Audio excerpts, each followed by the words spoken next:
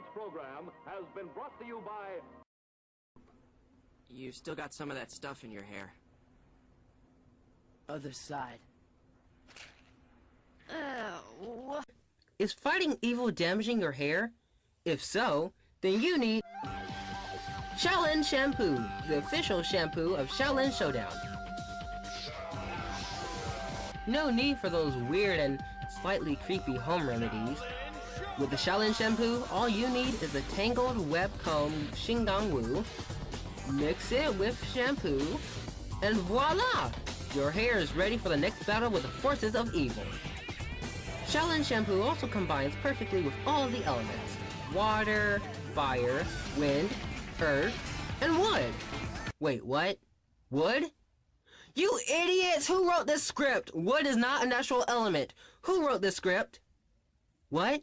Patrick Starr? What? He's an idiot! You guys seriously need a new writer for these scripts. This, you know... Wait, I'm still live? This is still recording? Oh, snap! Sorry folks, the Xiaolin Shampoo also works wonders for bald monks.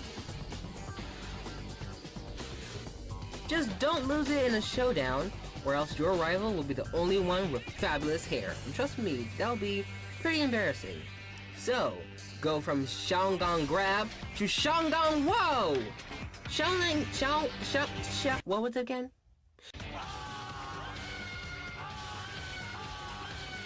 Xiaolin Shampoo. Unleash the inner warrior in you and your hair. Rascal Entertainment is not responsible for the sudden baldness, frizziness, or losing showdowns to the forces of evil.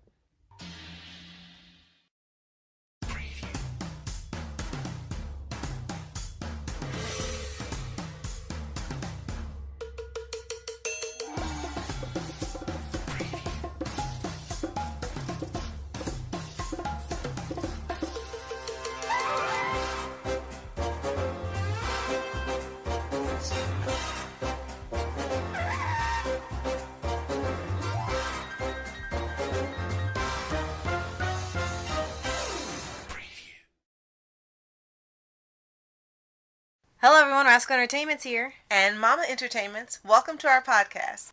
Today we're talking about a series that's been long overdue for a review. A not-so-great sequel to one of our favorite shows. Xiaolin Chronicles, one of the worst sequels, slash reboots, slash revival, slash whatever to ever be created in the history of everything. Also known as Xiaolin Chronicles. This whole show should be a lesson on how not to write a show for anything. And the sad part about it is we know that Disney has made some really great, incredible series, animated series. But what the heck happened with this show, we'll never know. Right, because it did air on XD for a while, and then all of a sudden switched to Cartoon Network. I guess they said, we don't want this on our network anymore, you take it. And they had to help out on it because a lot of things on it does seem reminiscent to some things Disney have done when they've done a few bad shows in the past. And that's why we kind of mention Disney a lot. We know there are some other companies involved, but it seems like they had the most input. The most input of the show due to their work on other spin-off series from other famous movies. Right. And I think that what, for me, it looks like is they didn't stay with the original concept. And I know that there were problems and issues with copyright and so forth. But they could have still stayed true to the values, to the arc of the original series, but instead it looks like they decided to try to go with a completely and totally comical version, and they fell flat on their face. It seemed like more modernized Xiaolin, because if you think about the original, there was like barely any technology. The only time you had some technologies, you deal with Jack or Kimiko, and everything kind of stayed true, as you say, to everything Eastern culture and the ways and of martial arts. That's what it was about, not about this. But this show seems to love talking about the internet and the iPhone and YouTube and Facebook, and the villains have cable network for some reason. It's really odd, and even the opening music, when you listen to it, it starts out like something that's going to be adventure music, and then it goes into generic adventure music, Right. and then Tron-like music, and then Right. to weird music. It can't stay anything. Right. It doesn't have a leg to stand on. One of the most difficult things watching this particular show is what they've done to the characters, the individual characters. It's not just the heroes, it's the villains too. Everyone Right. in here has been equally destroyed. Now, Omi started off in the original series Showdown, and he's this lovable, really focused and determined kid who wants to be number one. And he learns how to better reach his goals without being arrogant, narcissistic, or putting anyone else in danger. Right, and he's still voiced by Tara Strong. This is the only person they could get back from the original because this was also a Canadian production. And the new one, he doesn't seem as lovable anymore. He seems even more narcissistic than usual. He's easily gullible, which was common in the original too, but at least he learned from his mistakes, and here he keeps doing the same thing. He's kind of rude to his friends, kind of really just rude to Dojo, kind of disrespectful to a lot of people, and it's not done in a funny or he doesn't know, and he learns he shouldn't do that. He's done it twice. It's only to a new character they introduce in the show.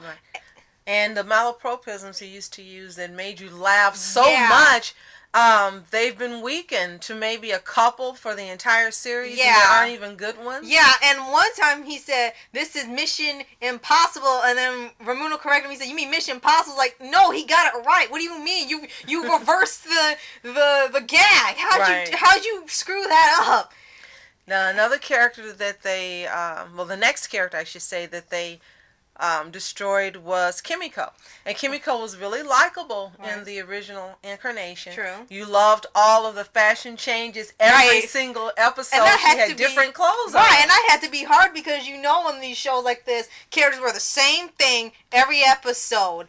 And then for her, no, she got just, like you said, different outfit and hairstyle and everything. And eye colors too. Sometimes she would wear contacts and change her eye color, so she was really fashionable. Yeah, that was neat. It would have been really hard to do that, but they put a lot of effort into the outfits. And she also grew as a character. She came and she kind of had a me attitude, not to the point of being narcissistic, but just a me attitude where she kind of thought that everything revolved around what she did. But again, she grew in the original series and became this character that everyone could depend on. She learned from her mistakes, and her lessons she took seriously. Yeah. Now in this new incarnation, she does what she wants when she wants. I don't think she has learned anything in the span of this series run. And there was even an episode they had that was mainly focused on her, where she went back to Tokyo to be with her father, and apparently the last thing she said to him was something really just mean, and she felt bad and she wanted to go back to apologize. And apparently this conflict never existed in the first show because she got along just fine with her dad, and here she's got to have some issues because drama. And he built this Tron-like world, a virtual world, and it devolved from her wanting to get along with her father to just being a Kolyoko rip-off adventure, and it just makes no sense how she acts or how she treats the others. And she doesn't have any costume change anymore. She has the monk outfit and her two little short outfits. Oh yeah, and then that outfit, that's all she has. They don't even do that anymore. I guess that would be too much work to come up with a new outfit every episode, so they just went with that. The next character that was terribly destroyed was Raimundo. And in the original, and this is also Rascal's favorite character, he was this smart kid, street savvy from a large family who had these dreams of becoming a Shaolin master. Yeah. And he had some issues that he had to work out. He learned how to work as a team.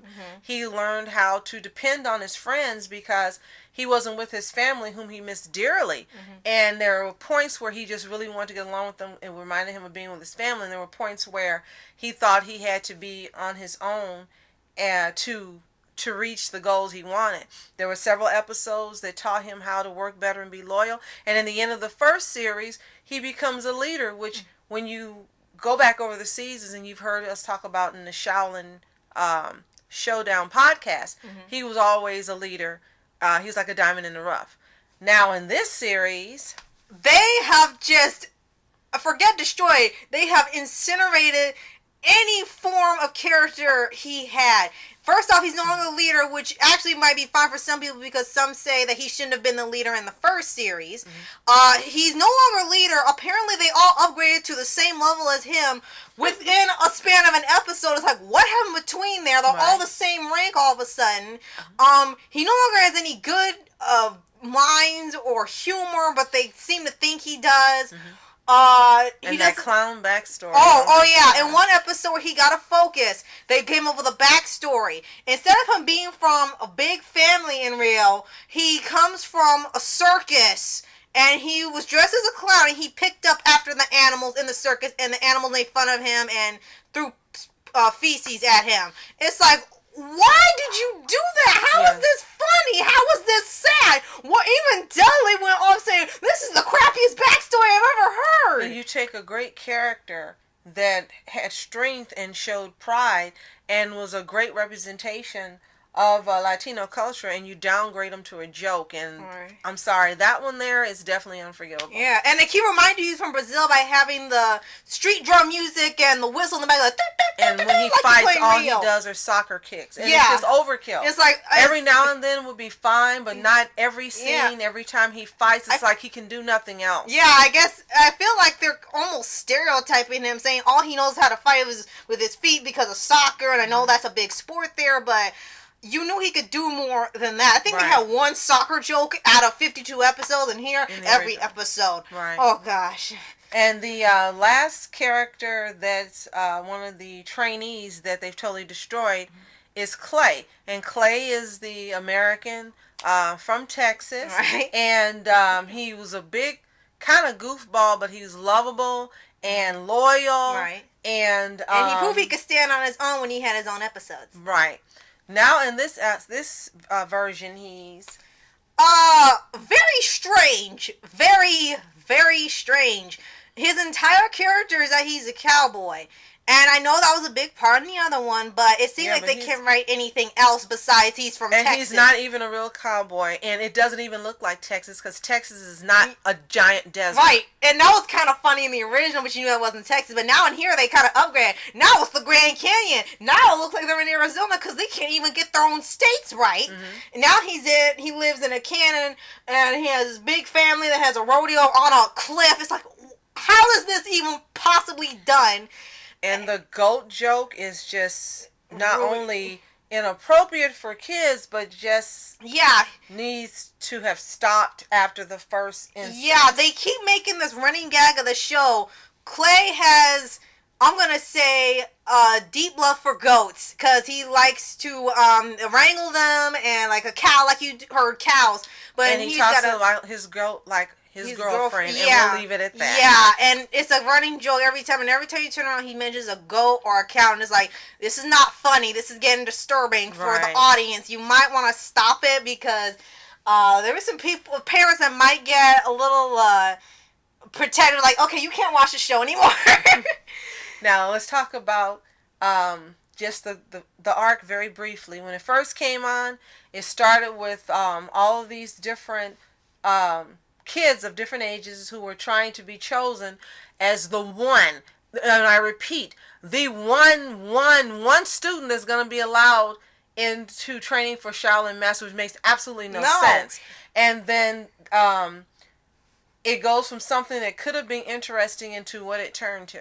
Right. And I love the idea of having all these kids. You could have turned into kind of a school, because they got popular. Like, wow, they have all these new characters, new personalities, new breaking the teams. That could be an awesome idea. But no, instead, the one they had to pick was a new character introduced into the show that looked like a small version of Omi. A mini-me of Omi named Ping Pong. Well, they call him Ping Pong. His name is so long, I don't want to go say a whole thing. But the whole thing, his whole joke is part of it, he's European. That's the part of his joke. Which I'm not sure why that's funny, but... And they, in the course of the series, within the first few episodes, burn down the original temple and have them wandering like nomads until they find another temple. And then part of that arc that totally gets destroyed also is Master Feng. Yeah. He, in the beginning, tells him, oh, it's time for you to train on your own. I'm going to go do something else. What in the hairy heck are they talking about? Yeah, He's supposed to be the mentor. He's supposed to be the trainer, and he just picks up and takes off. Yeah, it didn't even make any sense. And doesn't come back until the end, the blessed end of this dang series. Yeah, it made no sense. They never explained where he was, why he was traveling. It'd be different. They said, this is how I'm going to help you. I have to do this on my own while you look for a temple. Like, okay, at least you explain it. But no, it looks like he took a vacation because he's with some other monks in like a spa resort, and he was getting baths and manicures. I guess he needed a break from these idiots. But it was just so wrong. And all of a sudden he just said, they found me on my own. He never says why. He always says, I will return. I must leave. Right. I must leave. It's like, why are none of you asking, where are you going? Why you keep leaving us? Why are we on our own? Why can't you help us? And he just keeps leaving, and no one ever says why. It's never explained, and it's so stupid. And the relationship he had with the trainees, I should say, was destroyed and gone. They decided to replace that with another inappropriate relationship between he and Dojo Kanojo Joe, the dragon now that was Mojo. the one who helped them find the Shengon Wu. Right. Instead, now all he does is whine and talk about old blue eyes and puppy toes. Yeah. And he misses his Master Feng, and it's like, this is getting creepy. It stopped being funny. I mean, in the original, he kind of sucked up to him. Right. Because it may have looked like he was abandoned at one point, so he kind of sucked up to him as much as he could so he wouldn't get kicked out. Right. Was gracious. And he didn't like doing the work that he had to do for him. And here, he relishes in cutting his toenails and doing all his menial labor. Yeah, and all the stuff he wants his him to head. do. He loves it, and he gushes over him like he's he acts like a girl. So seriously, he acts like a girl that's in love. He has the heart eyes and the heart bubbles. And it's like, what is wrong with this? Right. I mean, and he keeps crying every episode. Like, he couldn't even fly one episode because his emotions are so imbalanced because over he Master misses Feng. him. Right. He couldn't fly. He kept going back and forth in size. And the only thing that calmed him down, he had a little doll of him that he kept kissing. And it's like, okay, you're pushing it even further than you should. So that, again, is the second of the most inappropriate relationships in this series. Now we'll move on to the villains who also were totally destroyed. We'll start off with the least of these, Wuya. Yeah, she didn't really do that much at all. She didn't get her physical form back until the very end of the series. Right. While in the showdown, she got it back pretty much every season, which was hilarious.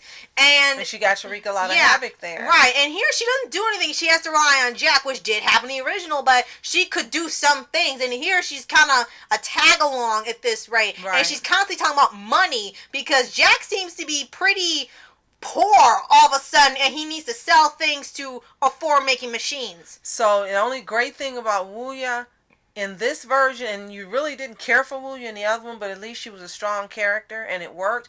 But in this version, the best thing is she's voiced by Cree Summer. That's it, yeah. Now Jack was a character that you loved to dislike in the other one. Right. Because there were times when he was good and you liked him for being good, and there were times when he was evil and you liked the challenge and everything he brought to the series. But in this one, they've just totally destroyed this character. He's weak. He's scared, and as you said, he's broke. All of a sudden, he doesn't have money to make all of his inventions. Yeah, so that's the running joke. They just made him a laughingstock, and he's ridiculed. And that element that made him a challenging foe as a villain is gone. Yeah, and as you said, he's very weak in here, even from his lab, which is now like evil laboratory, like from Mandark or something, and he's constantly trying to find money because he can't afford to make the jackpots, because when he makes them they fall apart and he has to constantly get money. He went on a tour as like a motivational speaker. It just turned into something you would see on Looney Tunes where he was trying to get money. It got just so ridiculous. There was even an episode where he turned good by accident thanks to a mirror, and he became a cult leader, which they kind of painted as just something like you said, bad. A cult leader, right? And that was the whole thing, like, become the Jag, and all these people were following him, and Dojo got so-called saved, and he joined him because he got rejected. It just got so bizarre, it wasn't even to a point of funny. Right. One person even pointed out that episode as more of an Animaniacs episode just because of how random it was. Yeah, it was just really bad, really wrong. And then last we will touch on, but not least, who has gone down as one of our top villains is, they call him Chase Young, I call him Found Age. Yeah, I'm not going to reverse. sully the name of Chase Young.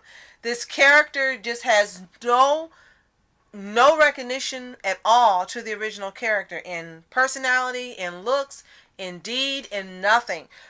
He has become a source of fear in the series, to the source of humor in every episode that he appears. And if you're not laughing at him, then you're just repulsed by him and you just want him to get the heck off the screen. And as you saw in the introduction with Rascal's Xiaolin shampoo commercial, that is pretty much all there is of Found Age in this series. I mean, why would you take one of the greatest villains in history and reduce him to a laughing stock? I don't know what was wrong with this guy. And he didn't even, first off, he didn't even have his palace anymore. He looked like a cave on the outside, palace inside. Well, it looks like a cave on the outside. And a hovel on the inside. And worse than the inside. It's like, why is he living like, worse off than Shrek? What is this? Even Shrek was more civilized than this. And he had a cauldron full of soup, which he has to drink every time in order to change. His cats were all... And then he lasts all of 5 seconds before he turns back somewhat human. And he keeps switching back and forth and back and forth. It's like, make up your mind, you got OCD or something. And his cat minions are regular people, actually, which is why they can't fight. They're actually people like a businessman, a lunch lady, a grocery store clerk. That's all the people he got as cats. No wonder they can't fight. Right, they're no longer like in the original series. They were these people who were known for their strengths and their cunning, and just for being the masters in the countries that he got them from. Right. But here it's just like you said, everyday people who he just forces to turn and work for him with no choice. How he got them. Like, maybe he was at the store. It's obvious he forces them. Yeah, like if he's at the store and here, I can't accept this coupon. You will accept it as soon as it's expired. Then you shall become my minion. I feel like that's how it goes down. That's how bad it's gone now. And now we got another new character. And then his looks, they've turned that into a joke, where in the original, they made part of his looks as part of his charm. In this one, he looks just, oh my gosh, fugly. There's no other way to put it. That's he a big looks word. really messed up. And he got sideburns and fangs. He's constantly about himself. Yeah. But it's not like in the original where it was a source of humor. Yeah. And he wasn't just 24/7 all about himself. In here, there's no one else that exists but him. And he's constantly whipping his hair like Willow Smith. And he's stupid as heck, where he tells you that a shrimp is the missing link in so-called evolution, and it's destroyed because Jack eats half of the shrimp. Right, and what kind of stupidity is this? It's like, what are you taking when you write? You all need to be fired from ever working in animation. You can't write. You're fired. I think they become a great lesson for what not to do when you write a show. Right. Don't fire them. We'll just let them stay employed. And next time when there comes a time to make an idea for a great show, put them to work in the copy room. Put them to work in the editing room. Be the intern. Do not let them write. And do not let them plan, because they may be good in other projects and they may be good on their own, but together as a group, they should never work on a series again. And, I forgot to mention, they also have cable and Facebook. They got cable for some reason. Now, also with Found Age, his backstory is totally different. You don't know if he's 1,500 years old or not. They don't explain And now he has a brother, and now his issue is that some girl didn't like him, and that's why he turned evil. What in the... why is this like a Thor story? What is this story you came up with? Where did you get this from? A bad romance movie? And that's why he turned evil, and he took the serum, which he didn't come up with. And you don't know, Hamilbean doesn't doesn't exist in this world, so Right. it's something else. Right. And that's why he becomes evil, because a girl didn't want him, wanted his brother, and he turned to the dark side because of that, and wanted to destroy the universe all Because over of a girl didn't like him. Like, what? It would get just so messed up. It's like, oh, wow, yeah, this is the greatest backstory I've ever heard in my life. Now, if they wanted to do this, they should have just made a totally different character. Right. They should have created a new villain. Now, if they had created a new villain with this whole backstory, it would have been acceptable because it would have been someone else. Right. But to take it has a connection with him, then okay. Exactly. But to take it and say, this is the character that was in Xiaolin Showdown, and tell you, oh, now this isn't. No, it doesn't work. It's not him. It's a totally different character. And what they should have done is just made a new villain altogether. Same thing, I think, for Jack. Instead of taking Jack and destroying what was made, they should have just created a new character that maybe could have been Jack's brother, right, or Jack's twin, or something. Anything but this. Exactly. Could there have been hope for this show? Possibly. With different writers, better writing. And maybe the key would have been not trying to stick so much to making us believe that this was a continuation of the first series. Right. Maybe they should have just gone with an entirely new series. They could have called it Xiaolin Chronicles, but just made it a new series. Right. And it looks like they couldn't decide what it was because it takes stuff from the original, but it can't be a sequel because it does some things new. Mm-hmm. It can't be a reboot because it takes place exactly when the realm left off. And it can't be a revival because it didn't come on until a couple of years after that went off. So what is this? Maybe it should have been Xiaolin Chronicles, chronicling maybe a next group or new group of Shaolin Masters training with the school idea they had in the beginning of the first episode. Yeah. And then they could have had appearances like maybe Master Fong made an appearance, Dojo made an appearance, and the other masters made an appearance. Yeah. That could have worked. And they would have had a lot of room for being creative and being different with new villains and so forth. Yeah, there's so much they could do. And the final thing I want to bring up is with the other two new characters I'm going to quickly go over, is we told you earlier that Ping Pong was introduced, which is just a mini-me of Omi, and that's the one who they choose to be the next apprentice, rather than taking all these students and having a school. Right. They only take one person, and the whole joke, he's a Gary Sue, I should say. Gary Stu, and all he does is, he's so perfect, and he looks up to the monks, and he wants to be like Brother Omi, his little gecko, and he's great at everything because reasons, and it's not as endearing. Like, he's fine, he's not terrible, he's fine, but he's too perfect. That character is actually a character you do like, but he wasn't needed. I think that's what really comes down to. There's no flaws with him whatsoever, and the flaw is he's too perfect, which is stupid, and that's why Found Age hates him and wants to destroy him because he's so pure. What the? Alright? And then people were upset, actually saying, where is Jermaine? Everyone kept saying, I thought you were going to add Jermaine. Reviewers have been saying that. I thought they were supposed to add Jermaine to the group. Who would have been a perfect addition as a Shaolin master. But he appears nowhere in this series, and he doesn't exist.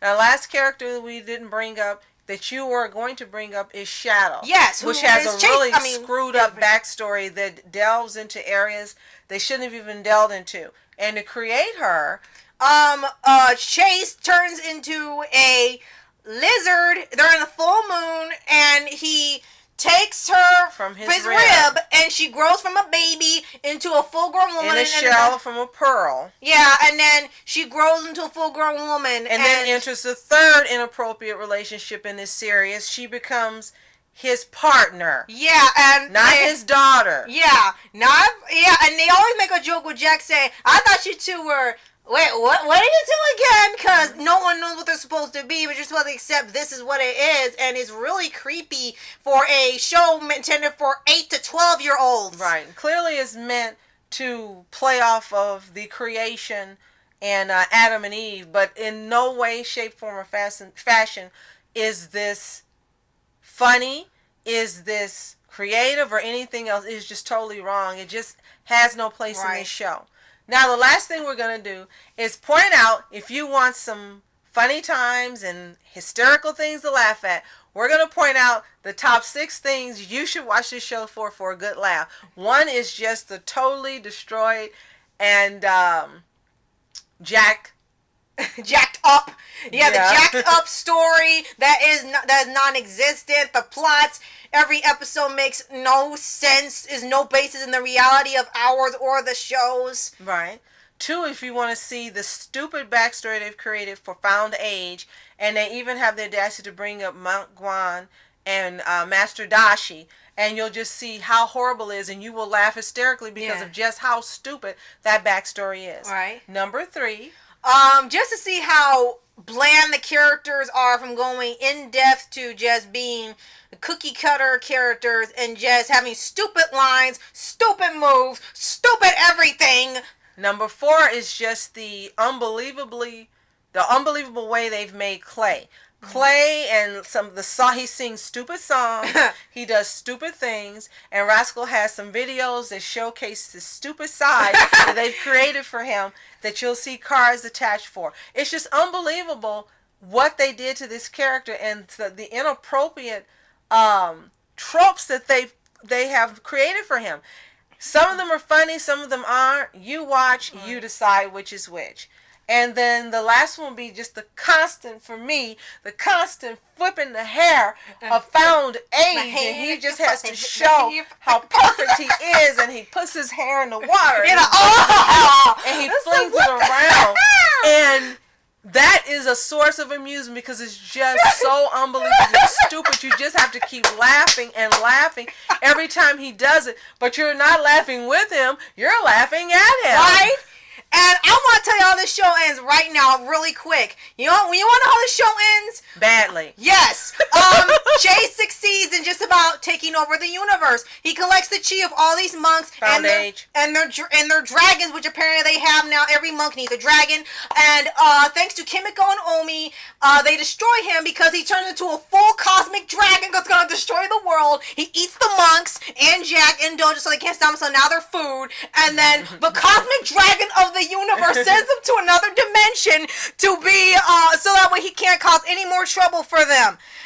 And then it ends with Jack, he's back, but then he kind of dies on his way back to Earth because he's a comet and he's on fire, and he pretty much just dies on his way back to Earth, and it's like, what is this and trash? Kimiko becomes the master, and it would have been fine if they had made it believable, but the way she becomes the master is just unbelievable, doesn't work, and it's just as if they wanted to appeal to females and say, okay, let's just throw this in so we can pretend it's girl power, but you can see through the entire series, there's no girl power. Shadow is horrible. Shadow and Kimiko fight all the time. Oh, and don't forget her sister. Xiaolin, Kimiko, and Wuya fight all the time, and like you said, don't forget her sister Toho Kamo, I think, who's an interdimensional spy. She's like Kim Possible and Star Butterfly, except you take out everything fun about it. And it makes no sense. So it would be different if this show had set up girl power, and then you made her a master and be like, yeah,